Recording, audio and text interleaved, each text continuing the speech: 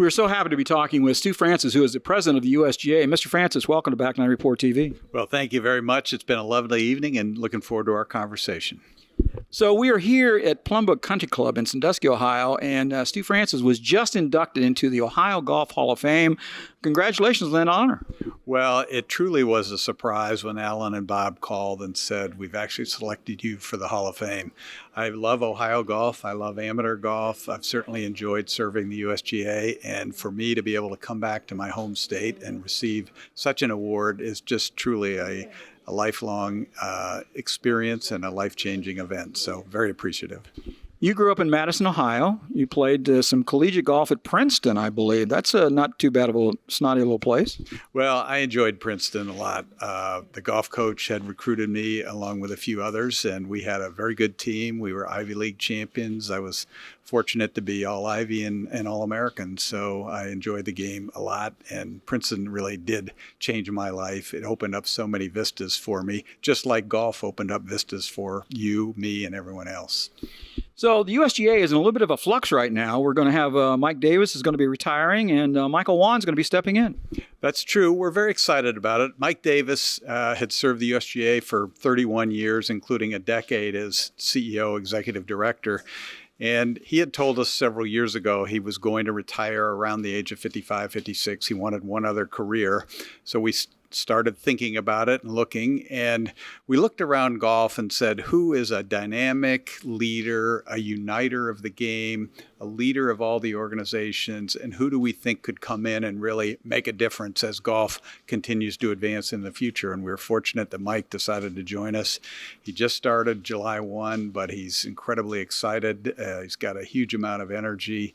And I think the universal feedback we've received from everyone in the golf community is we made a perfect choice. Yeah, we've been a Michael Whan fan for a long time. He's done a fantastic job with the LPGA, and we look for really big things out of the USGA.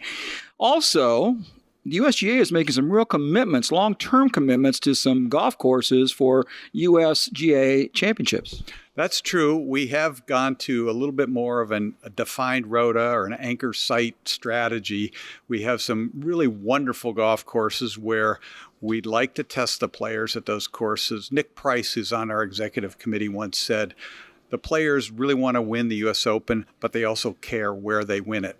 And that's sort of our guiding light, if you will, in thinking about it. The other rationale for this more centralized rota is that we can put some more investments back into those golf courses. The U.S. Open is a big event. It's not the Super Bowl, but it's pretty darn close. So the magnitude of how you host the fans, where you park the cars, how you host the corporate people has become a much bigger challenge than it was 10, 15 years ago.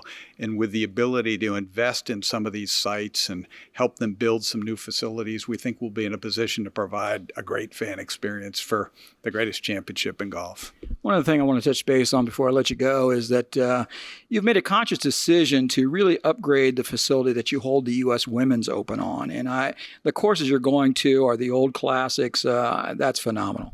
Well, that's clearly a very defined strategy of the USGA. We want to raise the visibility of the women's game.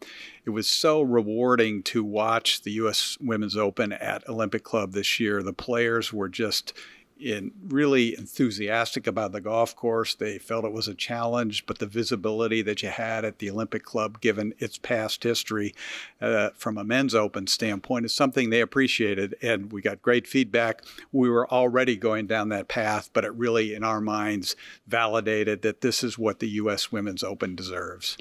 And you had kind of a success last week with Annika joining the Senior Women's Open and taking away the trophy. Well, it was great. This was exactly what we hoped the U.S. Senior Women's Open would turn into, a real challenging competition where it kept a lot of the players who'd had great LPGA careers engaged in the game to wait until they're 50, and now they can really compete again. And if you looked at the names on the leaderboard, it was some of the real beacons of the women's game. So we couldn't have been happier.